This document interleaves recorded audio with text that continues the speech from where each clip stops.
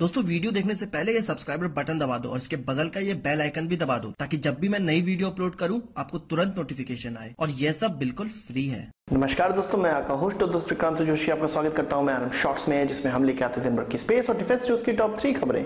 तो चलिए जान लेते हैं। दोस्तों अपनी सबसे पहली खबर में हम लोग बात करेंगे M777 अल्ट्रालाइट हवित्जर गन की, जो कि हम यूएस गवर्नमेंट से ले रहे हैं। ये BAE सिस्टम्स के द्वारा बनाया जाता है। आपको याद होगा कि सितंबर में एक खबर निकल कर आई थी, सितंबर 2017 में एक खबर निकल कर आई थी कि पोखरण में इसका परीक्षण किया जा रहा था। ऑर्डर देने के बाद इसका परीक्षण किया जा रहा था और तब इसका बैरल फट गया था और ये कहा जा रहा था कि ऑर्डिनेंस फैक्ट्री बोर्ड द्वारा बनाए गए एम्यूनिशन के कारण इसका बैरल फटा है। तो उसकी इन्वेस्टिगेशन चल रही थी और पूरा 9 महीना निकल गया इस इन्वेस्टिगेशन में। अब यह खबर निकल कर आई है कि यह सच बात थी, ऑर्डिनेंस फैक्ट्री बोर्ड के द्वारा ही जो बनाया गया एम्यूनिशन था उसके कारण इसकी बैरल फटी थी और अब जुलाई में इसका परीक्षण फिर से स्टार्ट कर दिया जाएगा और कहा जा रहा है कि पूरे अगस्त में इसका परीक्षण चलेगा और कुल 100 फायर इसके द्वारा किए जाएंगे। भारत ने यूएस गवर्नमेंट के साथ नवंबर 2016 में इसका एग्रीमेंट साइन किया था और कुल 145 प्रकार की आर्टिलरी गन हम उनसे लेने वाले हैं, जो कि $737 मिलियन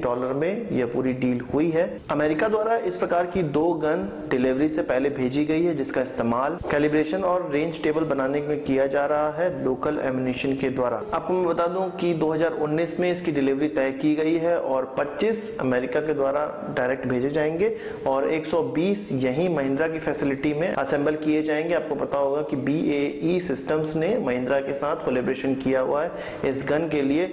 120 जो गन होंगी वो यहीं पर असेंबल की जाएंगी, भारत में असेंबल की जाएंगी और इसकी डिलीवरी सुनिश्चित की जाएगी 2020 या 21 तक। तो देखा आपने किस प्रकार से 9 महीने केवल और केवल एक इन्वेस्टिगेशन के लिए लग गए और लगाया भी क्यों ना जाए, 2019 तक का समय भी तो बिताना है सभी को। दोस्तों अगली खबर में हम लोग बात करेंगे धनुष आर्टिलरी गन की, जिसकी डिलीवरी सुनिश्चित होने वाली है आर्मी को। 6 इस प्रकार की गन ऑर्डिनेंस फैक्ट्री जबलपुर के द्वारा डिलीवर की जाने वाली है आर्मी को। इससे पहले 12 इस प्रकार की गन ऑलरेडी डिलीवर की जा चुकी हैं, पर ये जो 12 गन थी वो प्री प्रोडक्शन वाली गन थी। इसका यूजर ट्रायल चल रहा था और 1 साल तक इसका हर कंडीशन में यूजर ट्रायल किया गया। अब जो डिलीवर की जाएंगी उसका आर्मी में इस्तेमाल किया जाएगा। आपको मैं बता दूं कि आर्मी ने इस प्रकार की 114 गन का ऑलरेडी ऑर्डर दिया हुआ है और यह कहा जा रहा है कि 414 इस प्रकार की धनुष आर्टिलरी गन का और ऑर्डर दे दिया जाएगा ऑर्डिनेंस फैक्ट्री बोर्ड को। आपको ये पता होगा कि स्वीडिश बोफोर्स का ही एक सुधरा हुआ रूप है। बोफोर्स 155 mm 39 mm की आर्टिलरी गन थी, जबकि धनुष 155 mm 45 कैलिबर की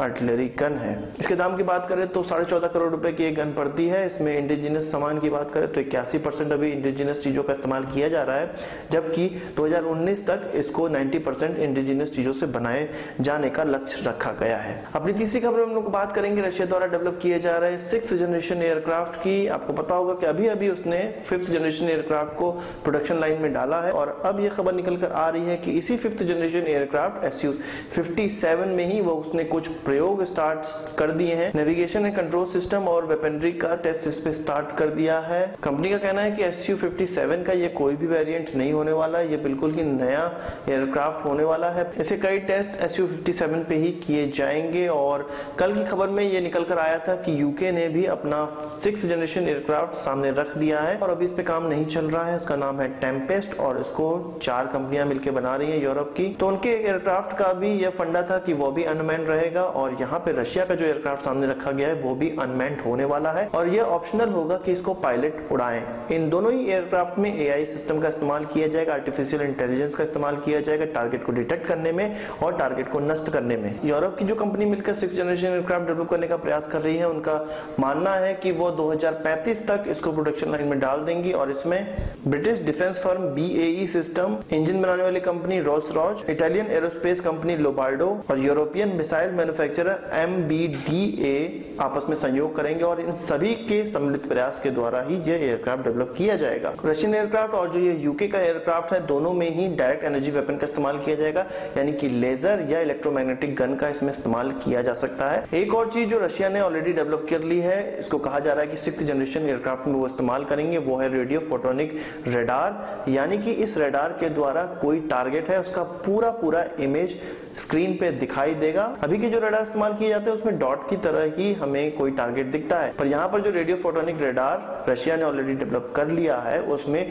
पूरी की पूरी इमेज टारगेट के सामने आ जाएगी। अभी इसका लैंड वेरिएंट तैयार किया है रशिया ने, पर उनका कहना है कि वो एयरक्राफ्ट वेरिएंट भी इसका तैयार कर सकते हैं और यह जो अभी हमारा रडार है उसके छोटा होगा, उससे कम एनर्जी लेने वाला होगा, पर उससे ज्यादा एफिशिएंट होगा और उससे ज्यादा अच्छे से काम करने वाला रडार होगा। तो बहुत दिनों से 6th जनरेशन एयरक्राफ्ट पे संशय बना हुआ था कि इसमें क्या क्या नई काबिलियत डाली जाएंगी 5th जनरेशन एयरक्राफ्ट से। अब पिक्चर क्लियर होती नजर आ रही है कि इसमें पायलटलेस सिस्टम का इस्तेमाल किया जाएगा, एआई होगा, इसमें डायरेक्ट एनर्जी वेपन्स का इस्तेमाल किया जाएगा और फोटोनिक रडार का इस्तेमाल भी किया जाएगा। तो आज की इस वीडियो के लिए बस इतना ही। आशा करता हूँ वीडियो पसंद आया होगा। आप इसको एक बात हमसे जरूर देंगे। इस वीडियो से कोई सवाल सुझाव तो कमेंट बॉक्स में जरूर लाइएगा और यदि आपने हमारे चैनल को सब्सक्राइब नहीं किया उसे भी कर लीजिए, क्योंकि हम इस प्रकार के वीडियो लाते रहते हैं जो कि आपका स्पेस और डिफेंस ज्ञान बहुत ज्यादा बढ़ाने वाला है। नमस्कार, थैंक यू, जय हिंद।